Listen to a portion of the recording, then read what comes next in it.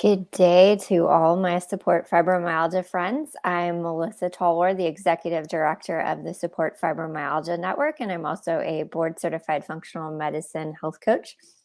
Happy day. If you are tuning in live, please let us know where you're tuning in from. Leave a comment or emojis to say hello. I'd love to hear what's new and good with all of you. It's Sunday afternoon. Well, it's Sunday morning for me. It's been a busy week, and I'm sure it's in the afternoon for most of you too.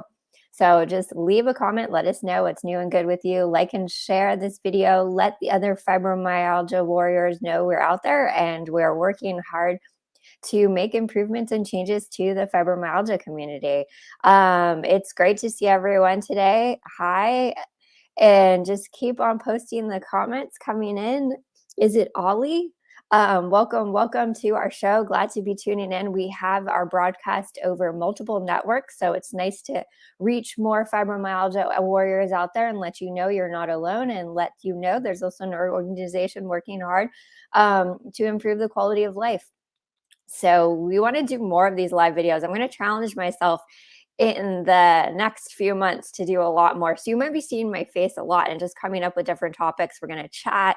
We're going to have some Q&As. We're going to have roundtable discussions on topics with other advocates. It's definitely been a busy week over here. So I just, we're, again, my dealing with the wildlife over here. We had some bears come and visit the house. It was a cool surprise to see a family of bears join us in our around the house. So it's just been an interesting time, but I wanted to update everyone, do some live updates, kind of check in, see how your week is going, and then look forward to the new week ahead because we have some cool stuff here. Oh, thank you so much. It's just great to connect with everyone and bring us all together, and we're doing a lot of work to improve quality of life, not only for the entire community, no matter where you are living. We're working really hard to do all these projects that we can and get everything off the ground. So we really appreciate all the support we can get. Please definitely follow us at supportfibro.org. We are making updates, but if you can, reach out to us at all our support fibromyalgia networks. So we are on Facebook, YouTube, Twitter, Instagram, and even LinkedIn. We're going to be starting to do some LinkedIn lives over there as well for reaching out to more healthcare professionals. So we could use your support if you are on LinkedIn. You can tune in to watch, and we'll be sure to promote those as well. I'm going to get into our quick live updates for today, just to do some special shares with people. Stay tuned. Tomorrow is a big day. We at 8:30 a.m. Pacific time, 11:30 a.m. Eastern. We are bringing back the A team. Join us for a live broadcast discussion. So with our A team members for the advocacy, and that will include our roundtable discussion. I'll be there. I'll be in the discussion with Crystal from Fibromyalgia Pain Chronicles and Veteran Voices for Fibromyalgia. And then Estella and Juana from Looms for Lupus will be joining us in this special edition of Advocacy in Action. So we're going to give you updates on what's going on, where are we at, what have we learned from the experience so far, and what's next to come for fibromyalgia advocacy for 2022. It's a big year. We're ramping up. So we're going to go into some details of what we've really learned and adjusted. It's a marathon. So we got to keep going when it comes to fibromyalgia advocacy. We're pushing hard. So it'll be great to hear from our team, and we're looking for more people to get involved. So definitely tune in tomorrow if you're interested in fibromyalgia advocacy, and join us. It will be broadcasted through all our channels. So whichever channel you're watching right now, you will see the live broadcast, and it will live there in case you are not able to make it. But you don't want to miss the live broadcast because we'll be answering questions as well, and there'll be ways for you to get involved. We want more people to get involved. This is a teaching, mentoring type of environment.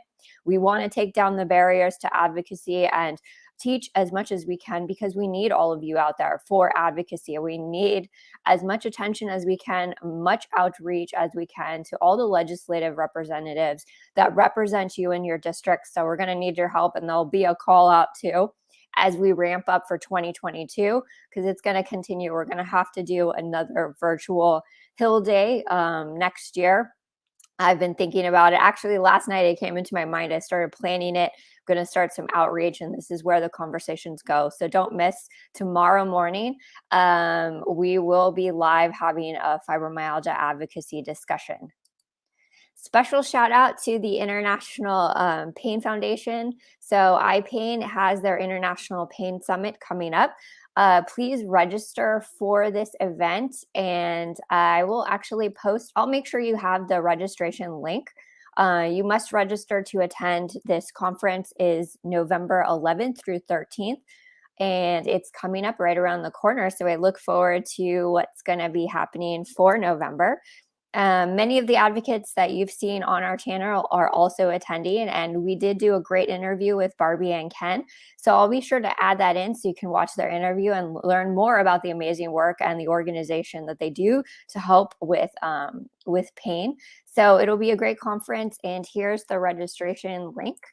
So that you can get in and register yourself. And there'll be some great speakers that we also have had on this channel before. And then I'll be a part of it as the Hero of Hope award winner, which I mentioned previously. I'm very grateful for it. So use this link, share this, share the pain summit coming up with your other friends, and just be sure to enjoy, because this is a big factor of our discussion today. We're going to be talking about the love of learning, right? And I know it's taxing sometimes to spend time and energy on some of these conferences, but it's important. The organizations do a lot of work to put these together, invite speakers, invest a lot of their energy and effort to create these types of events in a virtual space for you. And I'm excited. Like, virtual conference are the way to go for many of us. I'm having so much fun because even yesterday, which I'll get into, yeah, I was able, for these virtual conferences, I had a chance to speak at the Autoimmune Summit as a speaker. I got to see a healthcare tech pitch online as well. And then I moved over to an Amplify event with Dr. Terry Walls as a healthcare practitioner. So it's nice. And that's why I value these, because this is a great opportunity to experience new things, to learn new things from various events. And it's nice that there's a virtual component. I love it. So you can sit back in your home, get comfortable, wear your favorite pajamas, and watch the speakers and presentations for all of you. So definitely don't forget to sign up for the Pain Summit coming up. It's November 11th through 13th. It is online and virtual. I have posted the link in the comments, and I'll be sure to add the link to register again in the description. So just a quick shout out to the Autoimmune Summit. I did get a chance to speak on the panel with complementary medicine and autoimmunity. Big shout out to all the other speakers. It was nice to connect again with Tina. She's amazing. So look forward to connecting with her more. I know Dr. Bonnie had to do a virtual recording of her, so we missed her on the actual panel. And then Dr. Indy Lee was phenomenal. I'm definitely going to be checking out her products and that she has. I love the ingredients, actually. I checked out because I always struggle with things that I put on my face. It takes a lot of time to create your own, and I'm not very good at some of that stuff or don't have the patience for it. So I'm going to go shopping after this video and check it out. But one of the topics that came up regarding this was its relationship to fibromyalgia. A lot of people are asking me, why are you speaking at this event? What does this have to do with fibromyalgia? Will I get anything out of it if I register, if I'm a fibromyalgia patient? So this kind of goes into my next topic of just love of learning. So I am a board certified functional medicine health coach that does specialize in fibromyalgia, autoimmune conditions, long COVID. So I was speaking more on this complimentary panel, I believe, for being more of a sort like a health coach. So I was coming in from that perspective, because from my biology background, there's a lot that you can do, and there's a lot of similarities from a biochemical basis with everybody, right? So this is where we reach out and try to understand where we are at, what we need. So I know we get labeled, and this is where we just have to break through the sort of in the box thinking, right? You're diagnosed with fibromyalgia, so you can only attend fibromyalgia events, you can only learn about fibromyalgia. But over here at the organization, we really break that down and be like, no. So it's an encompassing a love of learning. That's one of my big character strengths, is a love of learning. So I'm constantly learning constantly thinking outside the box. I really love what they're doing in neurological diseases for research. And I think that we can take some of that information and transfer it over to fibromyalgia, so long as we're open-minded. And that's the thing. And even with autoimmune conditions, there's so much that we can learn, because a lot of people who are diagnosed with autoimmune conditions also have fibromyalgia. And then when it also comes to, I've seen a lot of people who get diagnosed with fibromyalgia and then years later they develop autoimmune conditions. So there's a lot of learning that can be established here. So I just want to reach out to all of you, is like, when there's these free events going on like that, just please attend and register and see how much energy you can put into it. There's little tidbits that you might take away. And that's the thing. I always know when I'm seeing a presentation that maybe I do know all that I need to know potentially, but I'm always surprised, because there's always something that you can take away from the event that you may not have realized. And shout out to Lauren here. Yes, attending other events is a great way to learn about what's going on. Lauren, you're involved with the eye pain event too. So big shout out. We would love to have you on as well to talk about any advocacy. I know we didn't get a chance to do it. Was it, well, we're trying to prepare in 2020 or 2019? I can't even remember. But you have a great advocacy background. So we invite you back here to do some more advocacy related work or talks and presentations, because we're all about learning over here at Support Fibromyalgia Network. So that's what it is all about, right? Because we don't know. And if you have family members too that have autoimmune conditions, anything that you can learn to be helpful, or how you can work together as a family to support each other, it's important. So that's where we just keep on sharing information and we bring it in. You'll even see me share a lot of topics from Dr. Dale Bredesen's work. So he wrote the book At the End of Alzheimer's. He has the Bredesen protocol. We're talking about brain health here. And I know some people have family members with dementia, Alzheimer's. So there's always ways to learn. And you can also help yourself when it comes to brain health and fibromyalgia. So that's just a big topic of like why we go through some of this stuff, and really kind of express the love of learning. And it's important, because we can't shut down and just think, oh, it's not fibromyalgia related, it's an autoimmune summit. But when you actually hear a lot of the panelists and how they got through the journey, there's a lot of fibromyalgia in that group, and then also a lot of other conditions, because I'm not sure if people have been diagnosed correctly with things, or if they've been misdiagnosed with other things and haven't done research. Because we get diagnosed with fibromyalgia, there's other things potentially going on that everybody just assumes it's part of fibromyalgia. So especially when you're looking at things like EDS, POTS, those types of diagnosis, whether you need more of a specialist. So these are signaling, because it's just different aspects, especially like neurological conditions too. I've heard from different people that sometimes their gait starts to fall out, or you get the symptoms like MS, but the doctors said, oh, it's just your fibromyalgia, or you're getting symptoms more like POTS, but they're like, oh, it's just your fibromyalgia. So this is where we encourage all the patients to learn as much as they can about other conditions out there, and attend different conferences that are patient oriented too, because then you become more aware and you can share that information with other people so you can learn more. Because right now we are transitioning, right? So the providers need to catch up on education. We don't have the specialists we need. Rheumatologists are in heavy demand. I'm hearing it from across the country. So this makes it difficult to get sometimes the care or the diagnosis you need. And that's part of it, right? So for hearing, it takes a long time. See them, even pediatric rheumatologists are scarce. So that specialty care of getting stuff, it's like we're providing you with the knowledge you need, and empowering you to get the knowledge you need. So that's why these aspects are super important. And I hope that that's a big takeaway just for this video. So I appreciate everyone out there. Lauren, that's great. Yes, let's figure out a way to get you involved in sharing the information that you and your organization provide. And I do, yeah, spin-off diseases are really common. And how do we get people diagnosed or just added that specialty care it's so unique? Because everybody just says, oh, it's just your fibromyalgia. It's just your fibromyalgia acting up. And I'm like, eh. And I've seen this too when it comes to basic lab workups.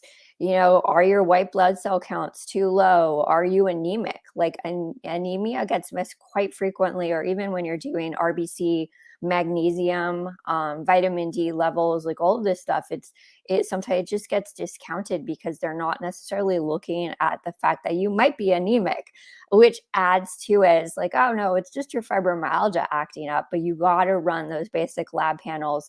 And this is where I know it's difficult for a lot of patients. We are not trying to create doctors in you, but at this junction in time, we have to at least get our health literacy up to understand basic lab panels.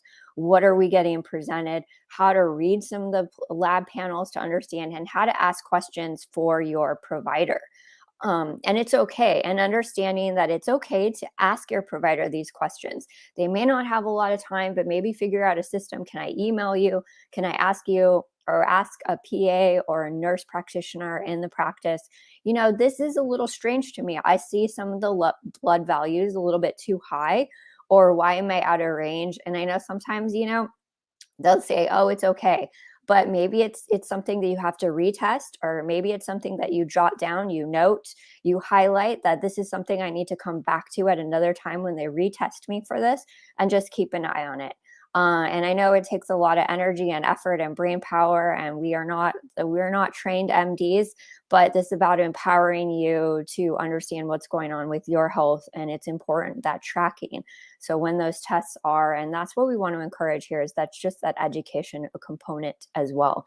So that nothing gets missed, especially when it comes to certain things. Again, I've seen so many people recently who are anemic, or they have diabetes, but everything gets blamed on the fibromyalgia.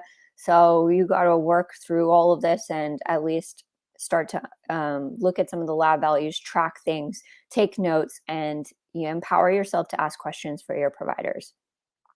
So I appreciate everyone tuning in. It's going to be good as we move forward. I want to make this a little bit short. I'm trying to do some more live videos for everyone. So we'll get back to the discussion. Just basic business. If you are doing Facebook birthdays, thank you so much. We really appreciate it. Please let me know, because Facebook reporting has been not up to date. So I'm missing some people. I just want to say thank you. I want to send you a special thank you card in the mail if you do support the organization this way. We really appreciate it. We have Giving Tuesday coming up. We want to do a lot of holiday giving for family and advocates out there. So your donations go directly into the programs and organizations 100%. If you are on Facebook, we appreciate it so much. We have other ways to donate. We are part of Amazon Smile, and we do have a great relationship with Frida Botanicals. Dr. Lipton at the Frida Center for Fibromyalgia donates a percentage of all the sales to our organization and other fibromyalgia nonprofit organizations. So we really appreciate everything you would do. We are looking for people that want to do more fundraisers, because we do have some intense giving programs. And Project Echo, we still need to get that launched. Advocacy programs, it's an investment for training. We want to launch a separate advocacy portal for training specifically with fibromyalgia. But Project Echo is the big one, because we do want to educate our providers with medical education specifically on fibromyalgia. We have the tech dialed in, but we are looking for providers that want to present, who feel that they're experts in fibromyalgia and are willing to train other providers through the ECHO model. So people need to be open-minded that we're democratizing the fibromyalgia knowledge. This isn't something that's a plan for someone to get rich off of. This is democratizing knowledge, making sure that people all over the country, no matter if you're a provider in rural parts of the country, you are still able to get the education you need, providing you continuing medical education for free. We are working on getting CEUs for free as well. So this is all about the ECHO model.